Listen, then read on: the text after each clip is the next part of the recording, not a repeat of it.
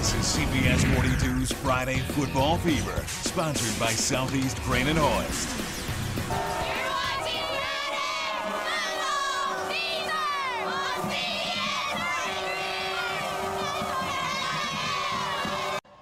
All right, thank you, ladies, and thank you for joining us here tonight for another edition of Friday Football Fever. I'm Lauren Sisler, flying solo tonight while Patrick Claybon is anchored down in Lexington, Kentucky. Chris Womack and Melissa Kim, though, are here to do some lifting for us. But first, let's get this thing over to Hoover, Florida State. Defensive coordinator there, Jeremy Pruitt, on hand to watch Hillcrest and Hoover. Wonder who he's on the phone with there. He saw some good defense, though, from Hillcrest early on with a nice sack taken out by Hoover's Jay Burton. Then Christopher Baccarella here comes and gets picked off by Hillcrest. They would eventually drive down the field and get a field goal here. That's going to put Hillcrest up 3-0 early in the game, but before the half, the Bucks, they have an answer. They're getting fancy here. Scott Hagan on the reverse throws it deep to Alex Elam, and he shimmies his way in for the score to go up 7-3. Hoover remains unbeaten with the win, 28-6. Now we're going over to Spain Park, holding on to perfection tonight on the road at Oak Mountain. But the Eagles held the lead with this Blake Miller field goal at the half. Oak Mountain running back Harold Strader going to work too. He gives Oak Mountain the lead here, but this celebration ensues and the crowd is excited. But the Jags, they want to keep that record perfect tonight, and Otis Harris, he's going to do just that, throwing some points up on the board. Back-to-back touchdowns for Mr. Harris, and the Jags slip by the Eagles 21-17. Now the Southeast Crane and Hoist Game of the Week. All right, so it's week 7, and while some teams are scratching for the postseason, other teams, well, they don't want their records to be tarnished by a loss, as was the case tonight for both Calera and Bibb County. Chris Womack joins us now live from our Southeast Crane and Hoist Game of the Week. So, Chris, who hangs on to perfection tonight besides you, of course? Well, thank you, Lauren. That was awfully nice of you. But you know, when you build something up to be this awesome matchup, like two undefeated teams in Bibb County and Calera, and it never lives up to the hype, this wasn't one of those times. This turned out to be a 4A free-for-all. This game was destined to be low scoring, but don't tell that to Shakeith Ties. He breaks free, looks like he's going to go down, but he gets a little assist from the Bibb County safety, takes it into the end zone for the 52-yard score. That would make the score 15-8, and that would hold all the way to the fourth quarter when, oh no, Ronnie down near his own goal line. Terry Morton recovers the fumble. On the very next play, Justin Dedrick takes it, goes around in. He's going to find the corner of the end zone finally. Now, remember, this puts them down 1. They have an interesting decision to make. Coach decides, you know what, I'm going for it. Terry Bell takes it into the end zone, 2-point conversion, good. That puts them up 16-15. That score would hold up. And, of course, what do when you have a big win? You give the coach a Gatorade shower. Now, a wise man named Coach Tony Sowell once told me that if you're at home, you go for the tie. If you're on the road, you go for the win. Well, it was just the opposite with Bibb County. They went for the win at home. So, after the game, I asked Coach, what were you thinking? We don't kick the ball very well, but in this situation at home, you know, you want to win the championship, you got to do it. And our kids wanted to do it. I mean, they called the play. They literally called the play. We called something else. They said, no, Coach, we need to run this. And I said, it's your game. Go get it. So.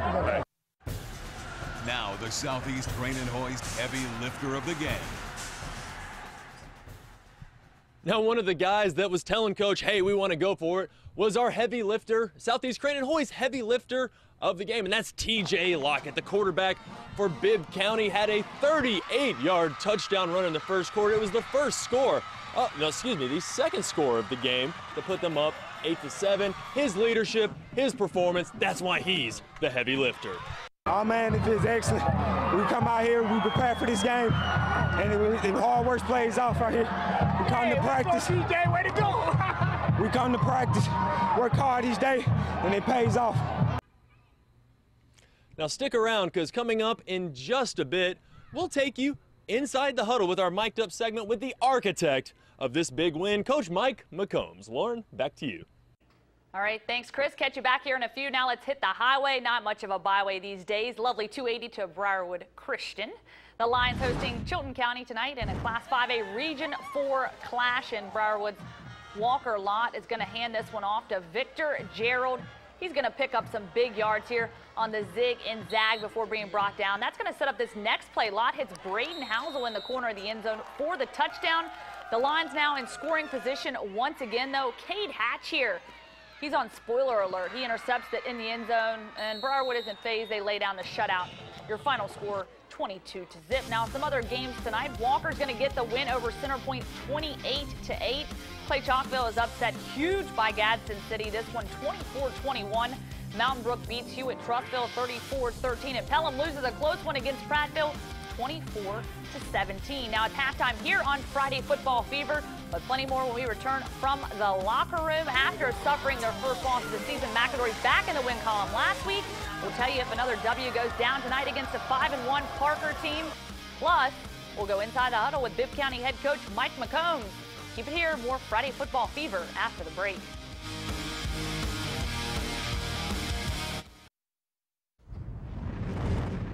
You are looking at the Alpha Fan Cam, and yes, folks, it's October, but the body paint still in style, at least until the temperatures drop below 70 or maybe even 60, in my opinion. Of course, that's coming from someone like me who's a little bit cold.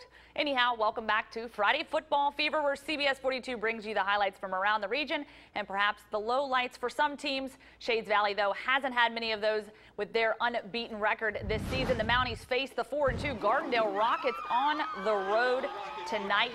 Shades Valley will score first here on the third down. Rashad Louie punches it in from 5 yards out. That's going to make the score 7-0. And more Mountie action again here from third down. This time Louie airs it out to Brian Generette. He goes up for the grab in the end zone there to make it 14-0 Valley. The fans are happy. Gardendale not so much until Hunter Crook answers with the 15-yard pass to Gabriel Hill here. He makes the catch for the touchdown. Shades Valley, though, they're bringing the force. They win big tonight, 61-28. And over in Tuscaloosa County, hosting Minor in the Wildcat Majorette, setting the stage for us. Now, Tuscaloosa County quarterback Seth Frank also setting the stage with the pass to Parker Montgomery. But wait, Trey, not Trent Richardson, gets a big hit, knocking the ball loose. Hayward Spencer's going to scoop it up. Then Dreg Pritchett here sends this long ball to Cordarius Woods. Touchdown, Tigers. Minor on the board first, but stand by. County hits the ground running. This time Frank's hands off to Derek Burns, who burns up the turf for the touchdown. Wildcats win 42-28. And Vincent at undefeated Fultondale tonight. Coming in style, the Wildcats coming out after halftime, fired up, ready to go at their own 30-yard line. Chris Lewis hands off to Brandon Lewis, and he's going 5, 10, 15, 20, 25. Well, he's hit hard by Vincent's Ryan Kello, but then the Wildcats just reload here with Kyrie Robinson in the backfield.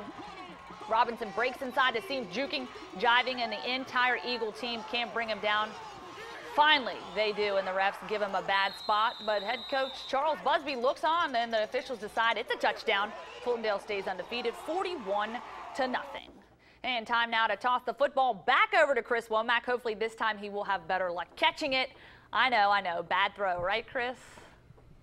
That was a low blow, Lauren. You know that was a bad throw. Gene Norman's a weatherman, not a quarterback, but he's also not a head coach, and Bibb County has a great one in Mike McCombs. Anytime you play an undefeated team like Calera, it takes great coaching to get this squad ready for that, and we're going to show you how he did it in this week's Mic'd Up. Don't watch the pitch go by. Knock it out of the park, okay? I'm going to tell you what's the win for me tonight, okay? That's why I was on so much about preparation. It's not even so much about this football game. It's about everything we do. Got a great football team that's coming in here, both of us 6-0. I mean, this is what it's all about. Rotation, good. Get it back. Go, come on. Go, go, go, go, go, go. Good call. Good call. Come on, come on. That's it. Good. Good, good, good, good. Come on, come on. Let him go, TJ. Good job, baby. There you go. Good.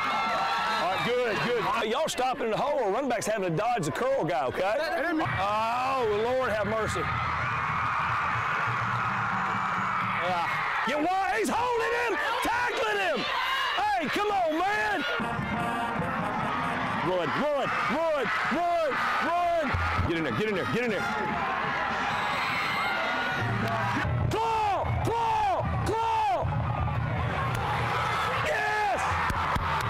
Particularly in this state, I mean, well, we're really blessed to live here. I mean, it is it's a rite of passage, and you know, this is what makes communities like this thrive. And ours has just been well, they've just been buzzing about it all week. 7-0 must feel pretty sweet, but next week it doesn't get any easier. It's the Rumble on the River as they travel to West Blockton. Lauren, back to you.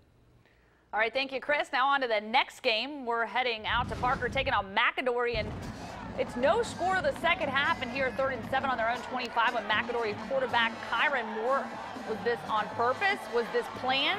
Well, either way, it works, right? He jukes his way in and out of the defense.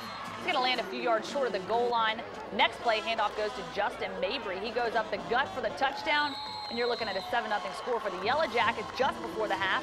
McAdory defense, they're going to come up big in their own territory tonight. This time, Tavarius Jackson almost picks off the pass. Whoa, close 1 second half now. It's going to be more Kyron Moore. What's he got for us? He's going to drop back. He's going to air this one out from the own 36. Roy Darius Ellison, he picks up another 25 yards. 2 plays later, the Yellow Jackets punch it in, and 14-0 McAdory. That would be the final as they shut out Parker. After the game, Coach Powell credits his guys on defense. McAdory Yellow Jackets win this one 14-0.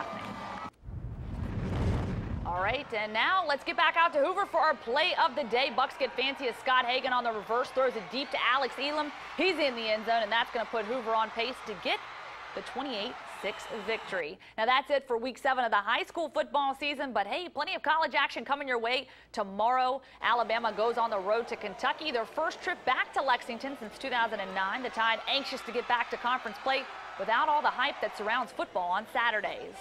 It's gonna be fun just going to another SEC opponent's house and that new experience, and we finally have to stay at our hotel with all the college game day hypes, and we just get ready to play SEC football.